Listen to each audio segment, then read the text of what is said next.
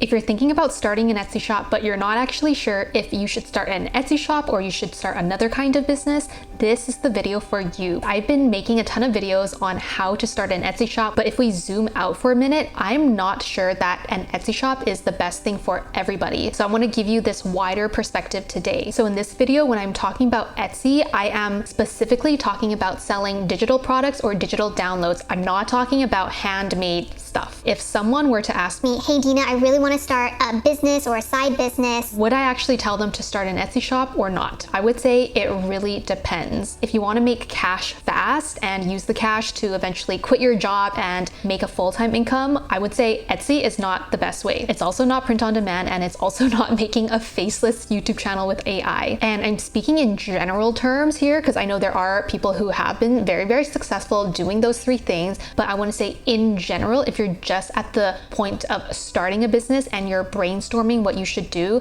I don't think selling on Etsy, making digital products is a good way to make cash fast if you want to have a very sustainable business in the long term where you can make money and then quit your job. Also, if you want to make passive income, I would say selling digital products on Etsy is not as passive as you think it is, because from what I've seen and from my own experience and also from what I've read in the comment section of my videos, you need to upload consistently, like I would say at least once a week at the minimum, for Etsy to see that you're an active seller. And like if you're an active seller, then Etsy's gonna promote your products more and you're gonna show up. So if you want to make true passive income where it's really, really passive, I don't think Etsy is the best way. You can still sell digital products, but I think there are other ways where you can sell digital products passively that are better than using the Etsy platform. And for me, I want to make passive income as well, but let me tell you, it is so hard because there's actually a lot to set up. And I would say my sources of income that are like true passive income is my affiliate income and like commissions from Amazon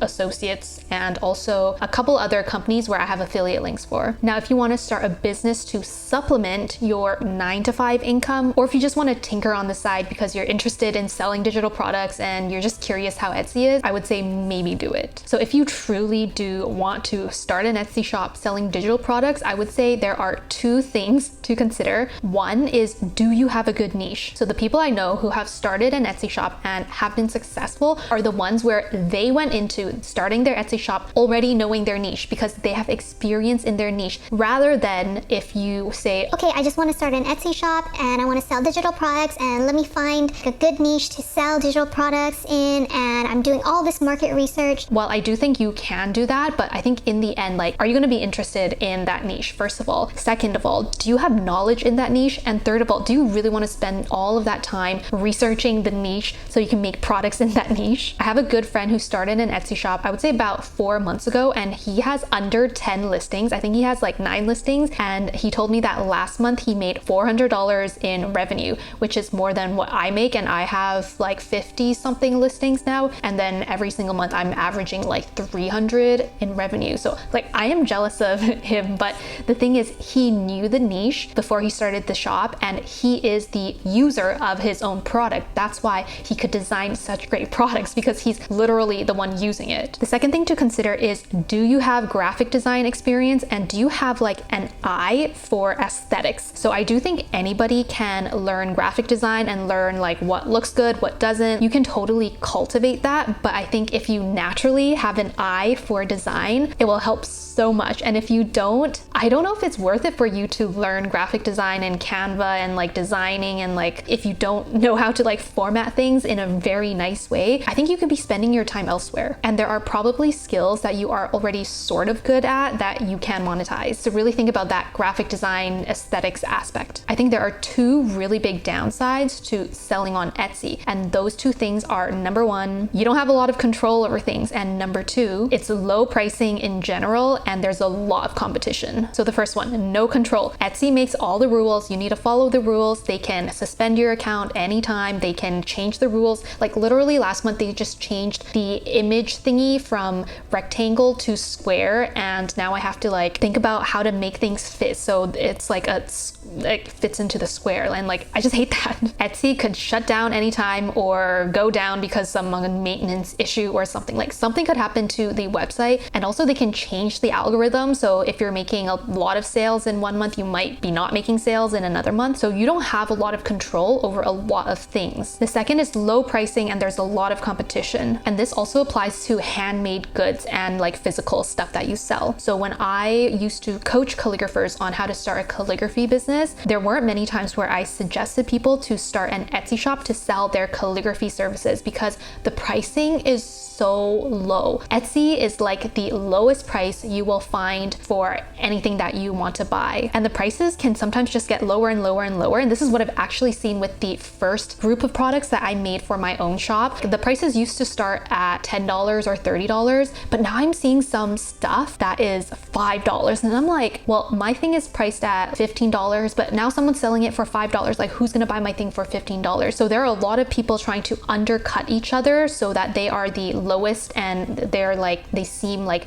the more worth it to the customer, but it just like spirals down. You actually need a lot of other skills as well. So for example, you need marketing skills. You need to know how to market your listings. Listings photos are so important. You also need to know SEO. Fortunately for me, I had a blog, I have a YouTube channel, so I understand how SEO works. Another one is writing skills. When you design your templates, you're gonna have sample text, right? And also when you make your listing photos, you're gonna have to write stuff, not just write well with good grammar and correct sentence structure. You need to be able to word your sentences in a way that markets your product well and gets the point across. But I do think the graphic design thing is super important. Like, if you don't know the difference between a PNG and a JPEG and a PDF, what are you doing? So I know this can sound a bit discouraging, but I really want you to be realistic and look at what are your actual skills. Do you actually have an affinity for design and layout and aesthetics? Because I think that's a super important part. Are you generally good at writing and do you know marketing, SEO? And I actually think, oh, did you hear that? I just got an Etsy sale. And I think for my Etsy shop, I could have expanded it way more, but YouTube is my main thing. My Etsy is still, I consider it as a side business. So if I really wanted to go all in on the digital products that I'm selling, I would have my own digital store. I would do outside marketing. I would do all these things like Pinterest, Instagram, TikTok. I would have my own blog. I would drive traffic from Google search to the blog, which then the blog can then get people on the email list. Then the email list can also sell the digital products, and then I wouldn't sell the stuff on Etsy anymore. I would maybe still sell it on Etsy, but then I would direct people to my own shop instead on like a Shopify website, or there are a lot of websites where you can sell stuff like Shopify, Squarespace, Payhip, a Gumroad. Like, you can sell digital products on all of these stores. So if I were to go all in on selling digital products, I would do that. So should you start an Etsy shop or not? I'm gonna give you some suggestions, and I really want you to think about what is right for you. If you are dead set on starting an Etsy shop, I'm not going to tell you to not do it. You can obviously try it out, and you're gonna learn a ton of things along the way. But I would say if you are super set on selling digital products and going this whole passive digital products route, then you can build your Etsy shop, but also build things around that Etsy shop, like outside social media marketing, your own website where you can sell the same stuff, but you can drive traffic from either like a blog or a YouTube channel or Pinterest, or you being on podcasts or something, or like other social media like Instagram, TikTok. Drive traffic from those places to your digital products shop, which could be your Etsy or your own website. You don't have a lot of control over Etsy, but you do have a lot of control over all of these things, as well as an email list. And I would say this method is way more passive, because let's say you have a really high ranking blog post on whatever topic that is related to the digital product that you're selling. That top blog post can stay in Google, or that top YouTube video can stay in YouTube search for a really long time and drive sales to that digital products shop that you have. And this is way more passive than Etsy. Now, if you want to build true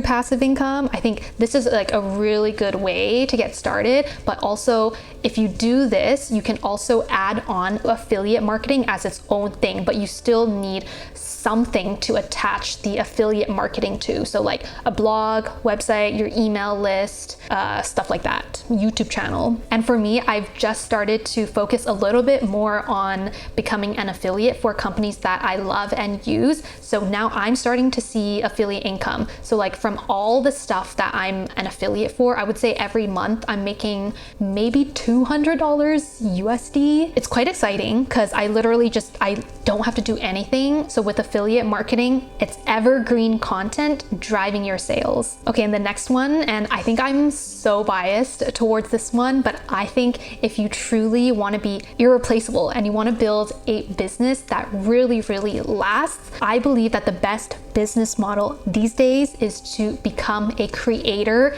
Build your personal brand. I'm a big fan of the one-person business model that Dan Koe always talks about. What I love about this one is that your audience pretty much follows you wherever you go, as long as what you're doing is somewhat in the realm of what you were originally doing. So for me, I started doing calligraphy, then coaching, now I'm doing this Etsy stuff, YouTube. I mean, it's all in the realm of starting a creative business. And there are a lot of things I want to insert into this, like personal development, time management, lifestyle design, digital nomad. Like this is all part of the package of the Dina Liu personal brand. And I know most of you who are interested in starting an Etsy, you also want to have this lifestyle where you can be creative and have the freedom to do what you want to do. Now, the easiest thing that I think you could get started with if you have no idea what you're doing and you really want to start a business is to start freelancing or start teaching something. Everybody watching this has lived a certain number of years on the earth and you have skills, okay? So I'll give you some examples, and I would say it is way easier to start a physical business than a online one. So like, for example, a physical one is like you teaching piano, you teaching guitar, you teaching a sport, you tutoring a kid, you can cut people's hair, but then there's also the online stuff. So if you have more technical skills or online things that you can do, like designing websites, you can teach things online, you can become a consultant on the thing that you already know. And the thing is, it's really interesting because like if you start with some business that is more inconvenient, so let me just give you an example of when I started. I started to sell greeting cards in 2018, and I was like literally packaging and mailing it. I had to drive to the post office and like mail the stuff. Like it was kind of annoying at first, but then what I could do is I had that skill that I learned how to do, and then the smart thing to do is to talk about how you did that thing. So on my YouTube channel, I have videos on how to start a greeting card business. So I turned the physical thing that I did over here, and then I turned it into something that could be used to make some more like online money. So I made a video about it, and I can put Amazon affiliate links to the materials that I use and stuff like that. So no matter what you do, there's so much potential in the stuff that you could do around that thing. Right now, you just need to get started. And I think getting started is the hardest part. And if starting is the hardest part, then get started with what's the easiest to you. That makes so much sense, right? So to answer the question, should you start an Etsy shop? It really depends. And I hope that by me making this video, you have a more wider perspective and you can see some of the other options that you have.